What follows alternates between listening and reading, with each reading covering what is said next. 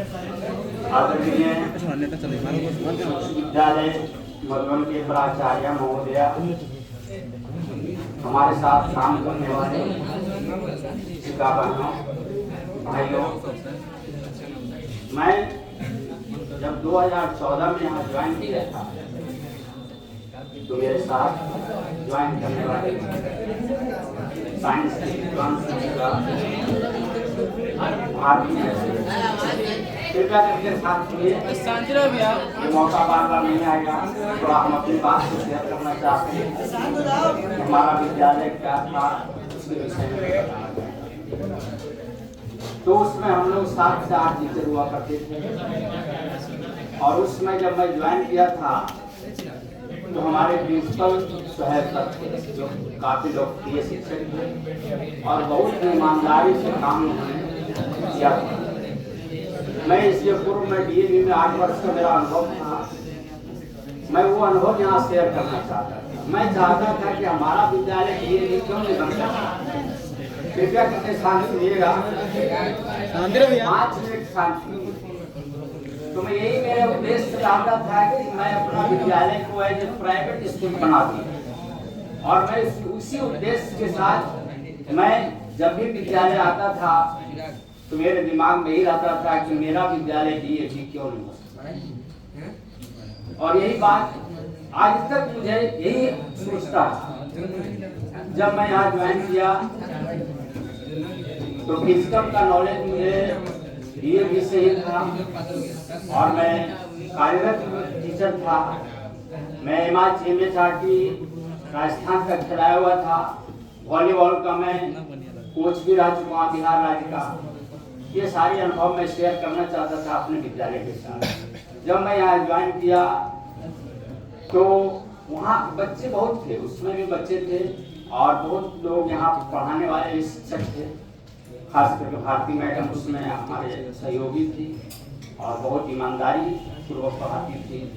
राजकुमार sir थे, आपके Suhail sir थे, गौतम सर थे, रामबाबू सर थे, हमारे विशेष कलीग राकेश सर थे, सीमा मैडम थी। ये लोग सभी तत्पर रहते थे पढ़ाई में कोई तरह का। मैं जब आया तो असेंबली में अलग रूप माहौल देना चाहा। जो मैं आज अच्छा सोचा मैं डीएवी बनाऊं स्कूल को, तो मैं स्वयं सबसे कहा सर ड्रम को ला दिया जाए, क्योंकि first impression is the last impression होता है। हमारा जब 0 पीरियड लगता था तो मुझे लगता था कि 0 पीरियड ऐसा किया जाए कि दिन भर हमारा उसी प्रकार से चलता है। तो हमारी बात उन्होंने माना और फिर ड्रम मंगाया गया। ड्रम बजता रहा और बच्चों के बीच में अलग मैसेज दिया। साथ साथ जब मैं यहाँ ज्वाइन किया था तो इस विद्यालय का खेल में 0 था। खेल के प्रति रुझान नहीं था। मैं सोचा कि मैं जहाँ से ट्रेन किया था बोला गया था कि अपने जीवन में 2 बच्चे को कम से कम स्टेट लेवल का खिलाड़ी जरूर बना। मेरे दिमाग में एक कठोरता रहता था कि हमारे इंस्ट्रक्टर ने ये कहा है कि जो तुम ट्रेनिंग करके जा रहे हो तो अपने विद्यालय का 2 बच्चा कम से कम स्टेट लेवल का खिलाड़ी जरूर बना। मेरे यही दिमाग में बना रहता था। थोड़ा सामान का कमी था, लेकिन लड़के झगड़ करके किसी भी तरह से मैं सर को समझा बुझा करके खिलाने का काम करता था। कबड्डी में तो कोई सामान की जरूरत होता नहीं था, केवल चुना और लाइन खींच दिया हो जाता था। मैं खो-खो का भी बढ़िया जानकार था, मैं खो-खो भी खिलाना सीख गया और इस प्रकार खेल का एक अलग माहौल बनता गया।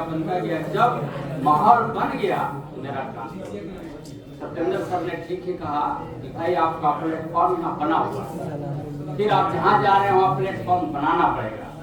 ये बात तो सही है कि हमारा जब प्लेटफॉर्म बन गया 6-10 साल में प्लेटफॉर्म बनता है और हमारा बच्चा स्टेट तक खेलने भी गया। हो सकता था ऐसा 2-4-5 बच्चा का रुझान ऐसा था कि हमारा बच्चा वो राष्ट्रीय लेवल का तक पहुंच जाता। लड़कियां में भी वही बात।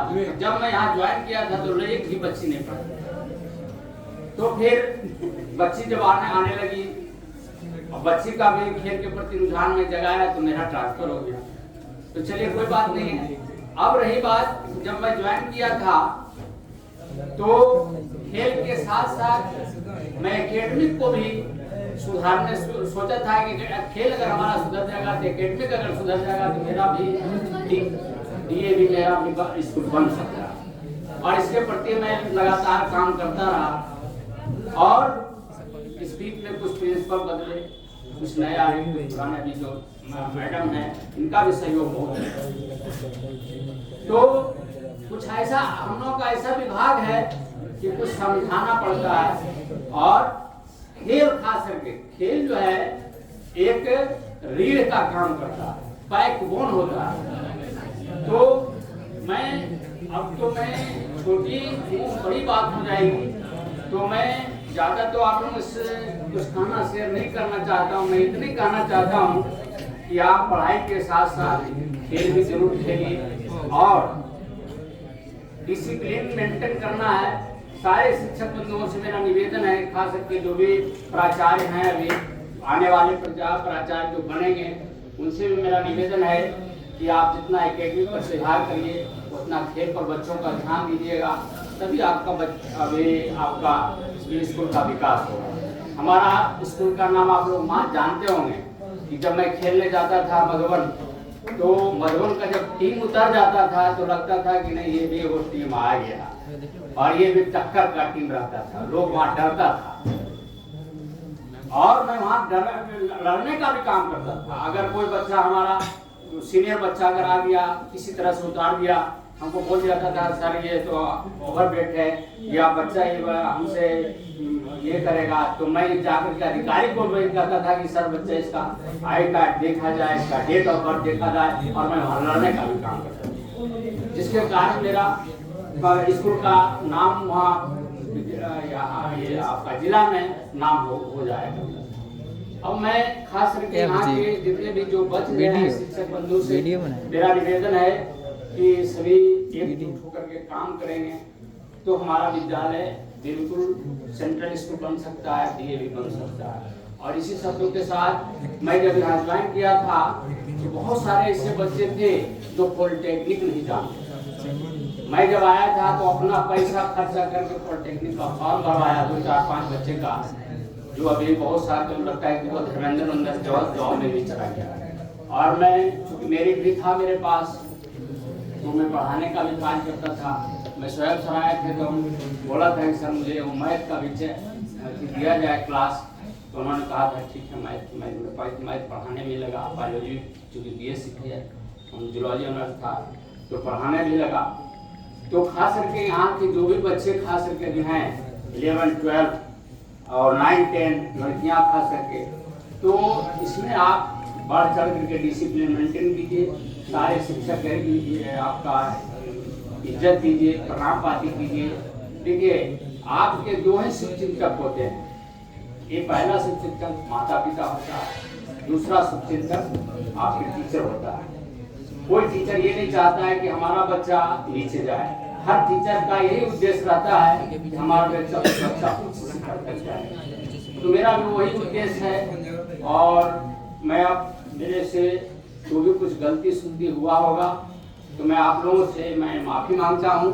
साथ साथ इसलिए खेल में बहुत सा ऐसा होता है, बहुत से ऐसे हमारे बच्चे होंगे जो कहता था कि सर हमारा खिला दीजिए, लेकिन ये सरकार का रूल नियम है, एज निकाल देता है, एज ग्रुप निकाल देता है, इतना से ज़्यादा आप नहीं खिला सकते हैं। और मैं ये डुप्लीकेट आधार बनवा करके मैं वहाँ खिलाना नहीं चाहता था, इसलिए नहीं खिलाना चाहता था कि ठीक है हमारा बच्चा वहाँ जीत जाएगा, जब उसका वेरिफिकेशन होगा तो उनको लज्जित होना पड़ेगा, तो इससे बेहतर है कि अभी नहीं खिलाएं। तो ऐसे में किसी बच्चे को मेरे से अगर दुख पहुंचा होगा तो मैं उससे उनसे माफ़ी मांगता हूँ। साथ साथ आप लोगों से मेरा निवेदन है कि मेरा ट्रांसफ़र ऐसी जगह हुआ है, मेरा घर ऐसा जगह है कि आप खेल विश्वविद्यालय भारत में पहला खेल विश्वविद्यालय बना जहाँ से आप PhD कर सकते हैं। और मैं यहाँ तक कोऑपरेट करूँगा, मैं आते रहूँगा और मैं इस विद्यालय के प्रति जो मेरा लगाव है, मुझे जाने का तो मन नहीं था, लेकिन एक ऐसी परिस्थिति आई कि हमको जाना पड़ रहा है और क्योंकि हमारे बच्चे वो छोटे हैं तो उसको भी संभालना है। इस वजह से चूँकि यहाँ लगाव मेरा बहुत अच्छा हो गया था, प्लेटफॉर्म में बन चुका था। कुछ ऐसे बच्चे थे जो कि हमको आगे आ उनको ले जाना था। लेकिन ऐसा है, जो बच्चे खेल के प्रति ज़्यादा रुझान में हैं वो हमारे से संपर्क करेंगे। हमारा खेल विश्वविद्यालय जो बना है वो इंडिया लेवल से को टच करता है। मैं कोशिश करूंगा कि वैसे बच्चे जो स्टेट खेल चुके हैं मैं वहाँ तक ले जाने का काम करूंगा। वहाँ से भी मैं आपका कोऑपरेट कर सकते हैं। खासकर जो हमारे सीनियर लोग हैं मैं उनसे भी माफ़ी मांगता हूँ कि हमारे से जो गलती सलती हुआ है कृपया कर माफ़ करेंगे। क्योंकि आपके साथ मैं कुछ दिन रूटीन इंचार्ज भी था, मेरा थोड़ा स्वभाव रूडली था, हो सकता है कि मैं आपके साथ व्यवहार किया हूँ, इसलिए मैं क्षमा प्रार्थी हूँ। क्योंकि पहला उद्देश्य था हमारा कि हमारा एकेडमिक अच्छा चले। मैडम ने तू कहाँ बड़ा तो हमको अगर क्लास काहे ना आला बच्चे तो हम आते थे, हमको कहते थे क्या, हम देखते थे हमारे बच्चा का क्लास सफर कर रहा है, बच्चा छोटा नहीं है, बच्चे बड़े हैं तो नहीं पढ़ाई होगा तो नहीं रुकेंगे। तो मुझे थोड़ा रूडली व्यवहार करना पड़ता था कि आप जो क्लास है आपका तो आप तो इस सबको ध्यान में रखते हुए थोड़ा जितने भी हमारे शिक्षक हैं, नए शिक्षक बहुत कम समय बिताए हैं, पुराने शिक्षक जो भी हमारे से गलती उनकी हुआ कृपया कर माफ करेंगे। साथ साथ मैं आपको आमंत्रित करता हूँ कि आप हमारा घर ऐसा जगह है कि आप पर्यटक के रूप में आप वहाँ आएंगे तो मैं आपको भरसक पूरा कोशिश करूँगा कि अपने पास रख करके आपका पूरा पर्यटक स्थल घुमाने का भी मैं काम करूँगा। साथ साथ कभी भी हमको याद करिएगा तो मैं भूलूंगा। और जो गलती सलती हुआ है मैं यही छोड़ के जा रहा हूँ, मैं लेकर नहीं जा रहा हूँ। हमारे में ये गुण है कि अगर मैं किसी को भुला जाता हूँ, आज अगर आप हमने कुछ किया कल हम भुला जाते हैं। तो भाई होता है, एक जगह होने के बाद कुछ न कुछ होते रहता है। इसलिए फिर दोबारा सभी बच्चों से भी मैं माफी मांगना चाहता हूँ। हमसे कुछ गलती होगा तो कृपया कर माफ कर देना।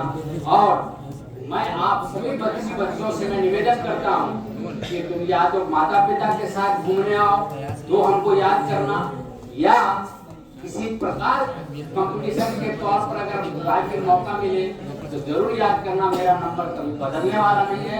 और खेल में खास करके अगर कोई भी इस तरह का दिक्कत अगर होगा तो मैं वहाँ का निवासी हूँ जहाँ के मुख्यमंत्री हैं और वहाँ भी हम आपको मदद करेंगे। वहाँ खेल विश्वविद्यालय में भी मेरा पकड़ बहुत अच्छा बनाएंगे, क्योंकि खेल विश्वविद्यालय जो बना है और हमारा जो विद्यालय है दोनों सटा हुआ है। तो मैं खेल अधिकारी से वहाँ भेंट करूंगा।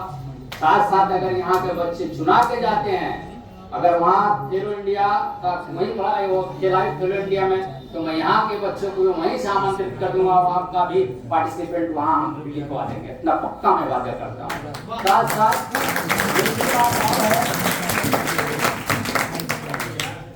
कि मैं एक किताब भी लिखा हूँ जिसका लोकार्पण वहाँ जाने के बाद तुरंत करूंगा। उसके लिए फिर एक बार मैं आपके विद्यालय में आऊंगा और जो जहाँ तक बन सकेगा हमारे एक्स स्टूडेंट या वर्तमान स्टूडेंट कि कभी भी किसी भी टाइम आपको याद खाली करिएगा। और आपका मुझे एक बात मैं बता देता हूँ कि आप 12 बजे रात को भी कोई फोन करते हैं तो मैं आपका फोन रिसीव करता हूँ, याद कीजिए।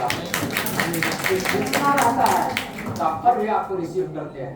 तो इसी शब्दों के साथ अब मैं ज्यादा नहीं बोलूंगा और फिर एक बार आप लोगों से माफी मांगता हूँ, अपनी सभी को माफ कीजिएगा। इसी शब्दों के साथ अब मैं अपने वाणी को विराम देता हूँ। और साथ साथ क्योंकि प्रिंसिपल मैडम से भी थोड़ा निवेदन मैं करना चाहता हूँ कि मैडम बच्चों में इस प्रकार ऊर्जा दीजिए, चाहे वो खेल हो चाहे वो पढ़ाई हो, ऊर्जावान बना दीजिएगा। स्कूल हमारा बिल्कुल हमारा स्कूल पर परसेंट आपका रहेगा और आपका भी नाम होगा। और बच्चों का जब अच्छा अचीवमेंट होगा तो हमारा अचीवमेंट होगा। ये मान करके सारे शिक्षक से मैं निवेदन करता हूँ कि ईमानदारी पूर्वक क्लास जाएं और ईमानदारी से सब बच्चों के बीच में पढ़ाएं। आपका ईमानदारी ही बच्चों को उच्च शिखर तक ले जा सकता है। अंत में मैं कहूँगा, जमीन बदल जाती है, आसमां बदल जाता है, बहता है सैकड़ों का खून, तो देखते देखते इतिहास बदल जाता है।